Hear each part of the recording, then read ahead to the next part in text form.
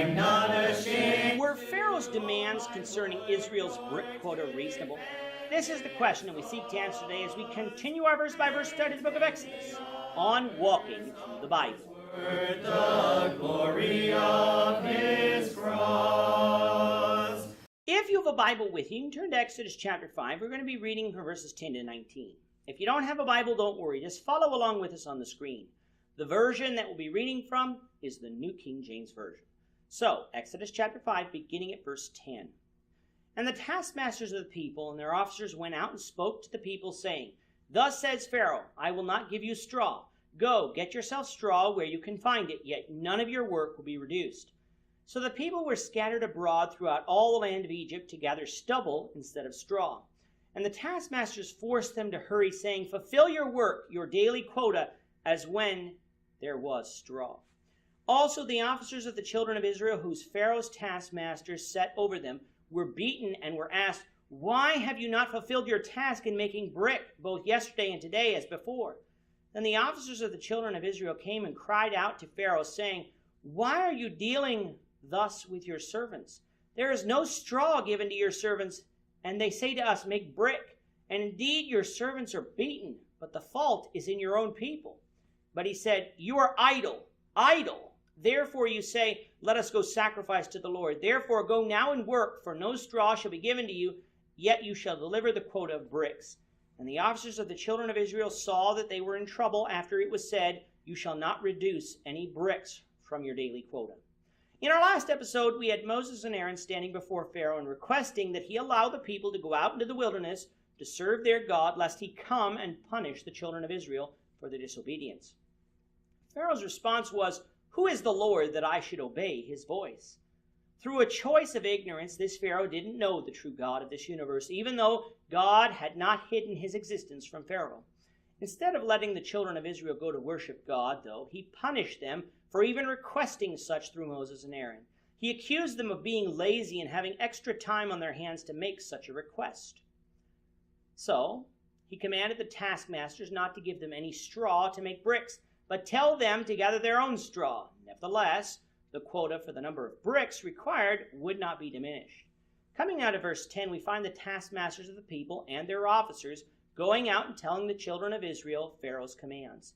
The taskmasters of the people were obviously Egyptian, but from today's reading and the reading in the next episode, the officers were Israelites. This would make sense, as the Egyptian taskmasters might not speak the language of the Hebrews, and would therefore need translators, and using Israelite officers to oversee the work most likely would ensure the people could be convinced to obey without too much trouble.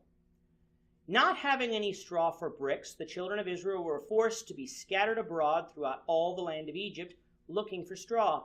However, they couldn't find straw, for the harvest was likely past, so all they could gather was stubble, making their task even harder. The taskmasters were even more brutal to them, demanding that their quota for bricks be met. This was a further fulfillment of the prophecy spoken to Abraham in Genesis 15 about their struggles that the descendants of him would face in captivity. When the children of Israel couldn't meet their quotas, the officers were beaten. Knowing that it wasn't their fault, the officers went and cried out to Pharaoh for their unfair treatment. They complained that Pharaoh's demands were unreasonable, because he had given them no straw, nor was any straw available in the fields. Pharaoh didn't care of their complaints. He told them that they were being treated like that because they were lazy and because they had too much time on their hands, that they wished to go out and worship the Lord. Since they were slaves in Egypt, it was their job to obey. It was their job to work, and work hard to accomplish Pharaoh's task. What a hard heart Pharaoh had, that he couldn't see the unreasonableness of his own commands. Sometimes our leaders want something done so bad that they ask the impossible. Pharaoh had probably never made bricks in his life, and so would have had no idea what it was like not to have sufficient straw to meet their quotas. Regardless, if he did, though, he didn't care. He wanted his bricks made, and he wanted them made now. The officers saw that they were getting nowhere with Pharaoh, and that he was not going to heed their voice, so they left. It was unfair how the children of Israel were being treated. It was unreasonable, the demands that Pharaoh placed on them. But there is only so much arguing that you can do with the ruler of the land before he will kill you and possibly do more harm to the people.